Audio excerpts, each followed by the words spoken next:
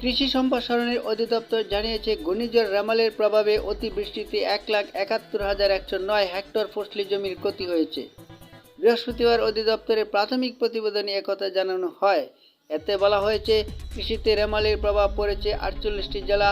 এর মধ্যে বেশি ক্ষতি হয়েছে বরিশাল, ফিরোজপুর, ঝালকাঠি, পটুয়াখালী, বরগুনা, ভোলা, খুলনা, বাগেরহাট, সাতক্ষীরা, নড়াইল, নোয়াখালী, লক্ষ্মীপুর ও কক্সবাজারে।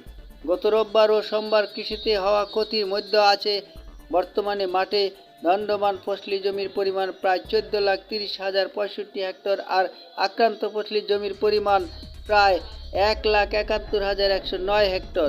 ঘূর্ণিঝড়ের সময় 10,843 হেক্টর আউশ, বীজতলা 21,434 হেক্টর, আউশের জমি 7,730 হেক্টর, জমির বোরো জমির ধান 4,826 হেক্টর, জমির বুনা আমন 52,190 হেক্টর, জমির গ্রীষ্মকালীন সবজি 29,749 হেক্টর, পাট 7,536 হেক্টর, তিল 3,507 হেক্টর, মুগ এবং 2,444 হেক্টর জমির পান ক্ষতিগ্রস্ত হয়েছে।